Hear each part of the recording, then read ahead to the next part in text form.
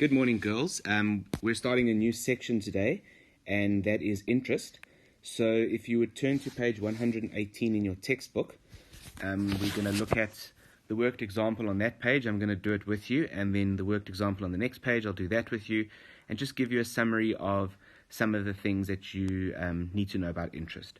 Okay, so if you haven't got your textbook, pause and get your textbook. Right, so interest, the definitions are on the left-hand side there, but interest is money earned on investments or the money paid to borrow money. So if you're investing money in the bank will pay you a certain percentage of whatever your balance is every month, every 6 months, every year, depending on their compounding period. And if you have borrowed money, then you pay interest on the amount that is outstanding on your loan every month to the bank or whoever loaned you the money. The interest rate is the percentage of the interest.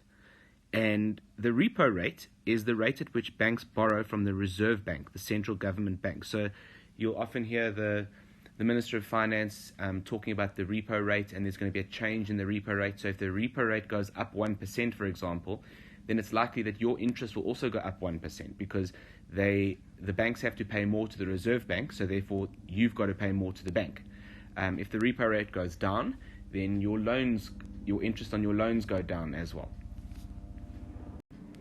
Right, and as you'll know from earlier grades, there is simple interest and there is compound interest. So simple interest is the amount of interest that you pay with simple interest is calculated on the principal amount or the borrowed amount every year. So if you invested 1,000 Rand and the interest rate is 10%, then at the end of the year you're going to get 100 Rand, and at the end of the next year you're going to get 100 Rand again because it's based on the initial amount that you invested.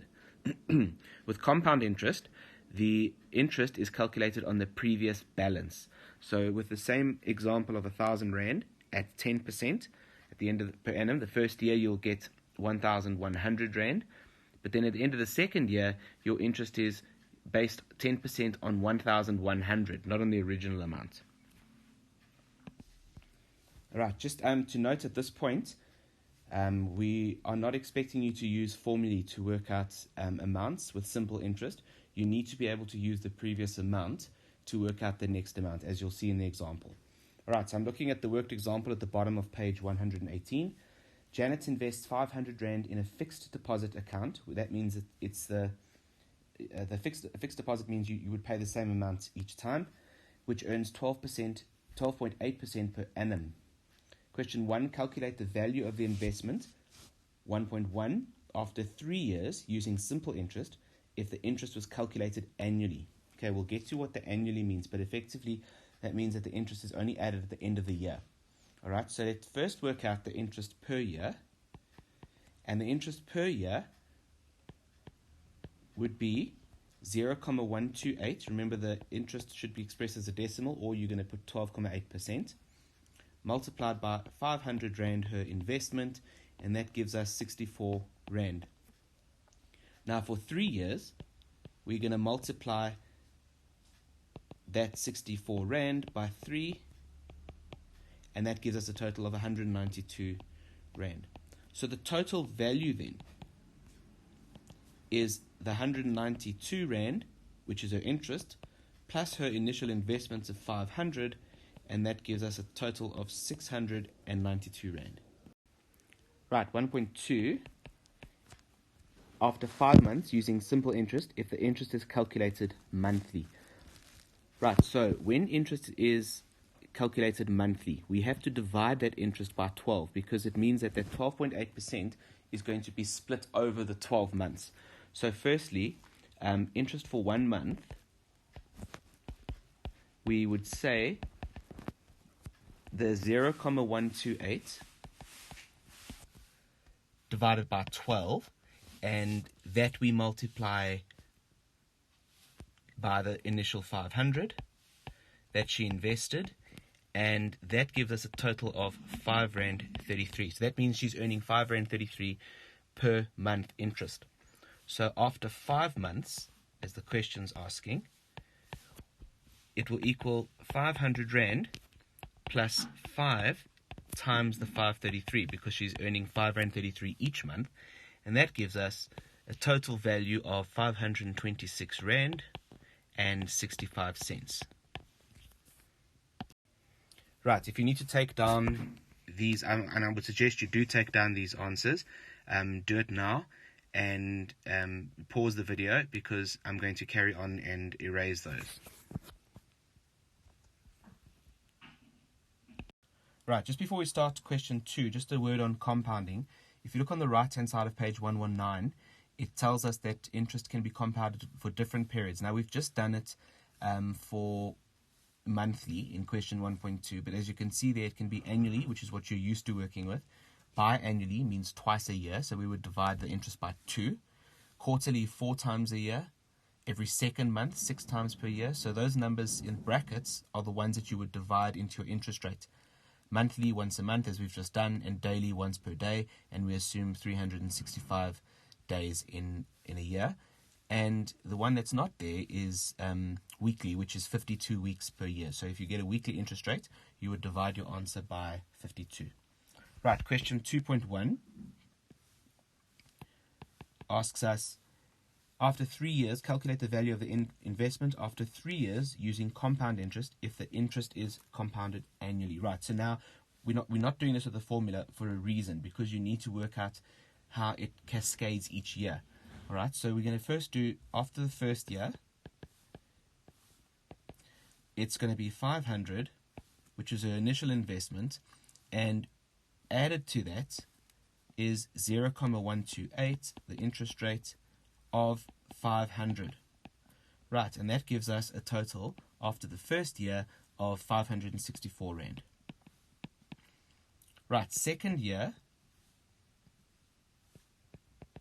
will be that in this total now will be what's in her account. So it's going to be 564 plus 0.128 times 564. And that gives you a total of 636 Rand and 19 cents. Right, then after the third year, it's now that total, 636 and 19 cents plus 12 and 12.8% or 0.128 of that amount, 636.19, and then that gives you a total after 3 years of 717 Rand and 62 cents. Right, 2.2 is now going to look at a different compounding period. So it says after 5 months using compound interest if the interest is compounded monthly. Right, so let's look. After 1 month, we are going to have 500 in the account, and we now need to add the interest divided by 12, sorry, because it's monthly, right? And then that we multiply by the initial amount, and that gives us a total after 1 month of 505 Rand 33 cents.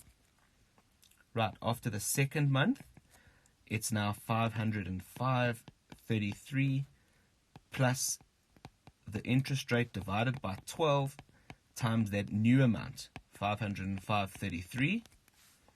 And after month 2, that gives us a total of 510 Rand and 72 cents.